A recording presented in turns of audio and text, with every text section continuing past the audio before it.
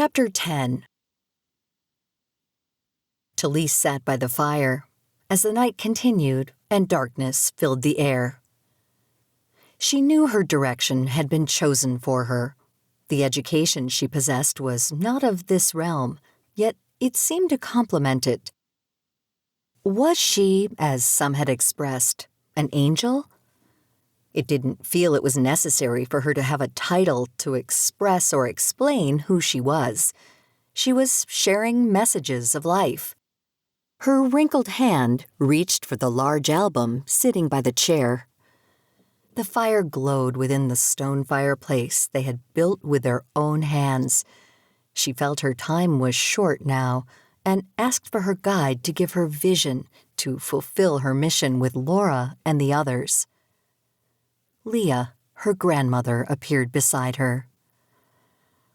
"My precious, at this very moment, Allura and your great-grandmother are counseling Laura.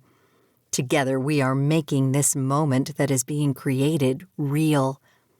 Now, take a deep breath. You will be joining us tonight. Together we are stronger. We shall encircle this realm with all of us standing side by side."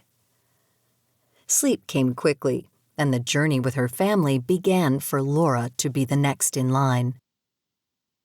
Laura settled in her room, knowing her time here was soon coming to a close. She smiled, thinking about all the wonderful stories she had to share with the world. But who would really believe it? It will be hard to change so many minds, but I will give it my best attempt. Her editors would need a great deal of convincing. They're the ones that discovered Talise. She was doing as she always did, her job. Her work was almost complete, yet she knew there was much more to this woman and her life than what she experienced in these short few days. Sitting at her desk with papers scattered everywhere, she glanced out her window and caught sight of the sun setting on Lake Asling. Remembering the meaning of the lake was dream. She laughed, recollecting the words of Allura. "You see, dreams do come true. We live by one. Yes, they do." This entire experience was like stepping back in time, coming away from the cities and the world of concrete and buildings, becoming aware that there is so much more to being alive. She settled on her bed, and in her hands she held the two journals. She stroked their covers, knowing there were words within that would be life-changing. Now she entered the world of possibilities, in the world of dreams. She walked along a path, very aware she wasn't alone. The view was so peaceful. Her heart was calm, and yet there was the sensation of excited energy in the air. She asked, "Where are we going?" "To a place for your understanding and perceptions." It was Deborah appearing to her again, just as in her first dream. "You see, as my sweet Talise is the beholder, you too are one of us. This knowledge we impart to you now. You will be the revealer. You will awaken those who have been sleeping, giving them treasures to become aware, an awareness of who they were before they came to the realm of time." "Me? How can I do such a grand thing?" "By your own personal awakening. You can't wake others if you are not. Is that true?" "Yes, I guess it is." "Your grandmother Judith met my daughter Leah many moons ago. The bond between them was unbreakable. That is why you were brought back to our family. Be patient, and you will understand. My time and experiences in the realm of time were to show others that they were not alone. Yet it showed me that my angels were very, very real in my life too, allowing me to bring my love to me just by a story that created an everlasting love. Spirit answered my dreams, by making our meeting one such as never occurred before. It was magically orchestrated, a true angel thing moment. Now, if I never experienced one of such magnitude, how could I tell others such a thing was possible? I couldn't. It is a personal awakening. Then and only then can you share with others. Leah learned of all I am sharing and raised Lacey in the same way, believing and knowing that Lacey would share the same with Talise. You see, Laura, your words will touch others in so many ways, just as ours do. They will be more powerful than even mine. You will be blending all of our lives together into one experience. It was always destined to be this way. You will understand more as time progresses. We will not always be teaching you in this dream state, but in the physical realm as well. Open your eyes and look at us all together here. We will be by your side from morn to forever. Laura lifted her eyes to see a radiant light reflecting around 3 lovely women. They glowed from the energy surrounding them. Their hands swayed as they acknowledged her presence with them. One by one, each softly touched her. It seemed to be without words, yet it was just understood.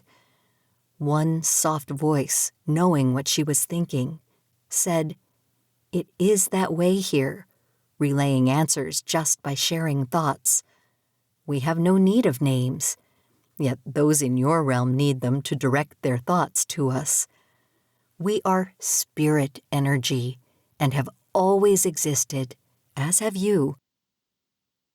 This is your awakening for you to become the revealer.